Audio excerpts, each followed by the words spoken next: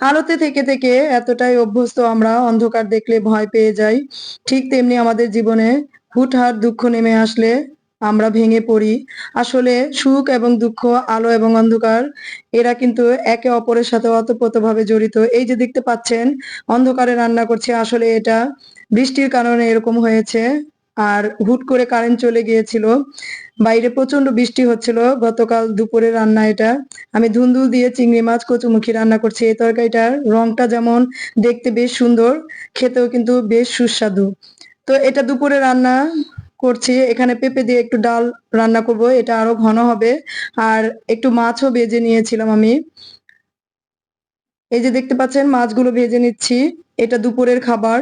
তো দুপুরের খাবার রান্না করেছি কারণ রাতের জন্য আমি অন্য কিছু করব। সারাদিন কোনো রান্না করিনি। খাওয়া দাওয়ার পর দুপুরের রাত 10টার সময় কাজ সেরে এখানে চলে এসেছি একটু মোরগ পোলাও করতে, মানে রান্নাঘরে। তো অল্প করেই রান্না করছি, কিন্তু হাঁড়িটা একটু বড়ই নিয়েছে। আমি আসলে পোলাও বা এই জাতীয় খাবারগুলো একটু ছড়ানো বা একটু বড় হাঁড়িতে রান্না করতে বেশি পছন্দ করি। এভাবে রান্না করলে আমার কাছে মনে হয় একটু নাড়াচাড়া করতে বেশ সুবিধা হয়। আমি পোলাওটাতে একটু দুধ দিয়েছি কারণ মোরগ পোলাওয়ের মধ্যে একটু মাওয়া, একটু দুধ দিলে খেতে অসম্ভব ভালো লাগে। আর এখানে হাতে বানানো মশলা দিয়েই আমি আজকে মোরগ পোলাওটা রান্না করছি। অন্য কোনো বাইরের মশলা বা প্যাকেটজাত মশলা ব্যবহার করিনি।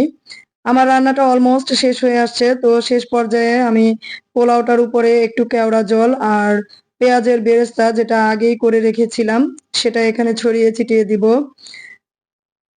তো এই তো দেখতে পাচ্ছেন খুব সুন্দর হয়েছে কালারটা। আর দুধ দিলে না, পোলাওয়ের যে কালারটা সেটা খুব ধবধবে সাদা হয় আর দেখতে ভীষণ ভালো লাগে। তো এখন এর উপরে আমি মাংসটা ছড়িয়ে দিয়ে দমে বসিয়ে দিব 10 মিনিটের জন্য। আমার রান্না প্রায় শেষ হয়ে আসছে। তো শেষ পর্যায়ে একটু দমে দিয়ে রাখলে পোলাওটা বেশ ঝরঝরে হয় আর খেতেও দারুণ লাগে।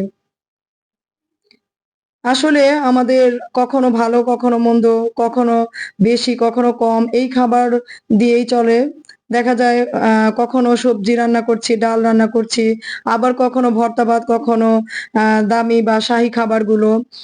ঘরে বলেন, বাইরে বলেন, যেখানেই করি না কেন, দেখা যায় কখনো নরমাল খাবার চলে, আবার কখনো একটু শাহী খাবারগুলো বা একটু পোলাও বিরিয়ানি করি, খাবার খেয়ে নেই। তো রাত বেজে গেছে 12টা।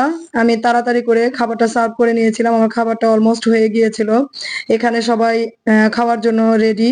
তো আমি ওই খাবারটা নিয়ে, পুরো পাতিলটা নিয়েই একেবারে রুমে চলে এসেছি। বেড়ে নিচ্ছি। তো এই তো। আর রাতও অনেক হয়ে গিয়েছিল। দেখেন কি ঝরঝরে হয়েছে পোলাওটা। খেতেও কিন্তু বেশ মজা হয়েছিল। তো এই তো আমার মোরগ পোলাও রেডি। খেতে খেতে আপনাদের সাথেও শেয়ার করছি।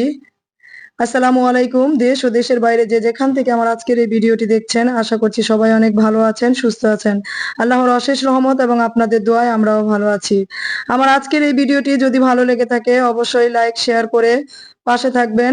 আর ভিডিওটি কেমন লেগেছে অবশ্যই কমেন্টসে জানাতে ভুলবেন না। আপনাদের সাথে পরবর্তী আরো এরকম সুন্দর সুন্দর এবং মজার খাবারের ভিডিও নিয়ে হাজির হব। সেই পর্যন্ত সবাই ভালো থাকবেন, সুস্থ থাকবেন আর আমাদের জন্য দোয়া করবেন। পরের দিন আপনাদের ভাইয়া পুঁই শাক নিয়ে আসলো, এগুলোকে আমি কুটে বেছে রেডি করে নিচ্ছি কারণ বাচ্চাদের সকালে স্কুল আছে। তো আজকের মতো এখানেই বিদায় নিব। সবাই ভালো থাকবেন, সুস্থ থাকবেন। আল্লাহ হাফেজ।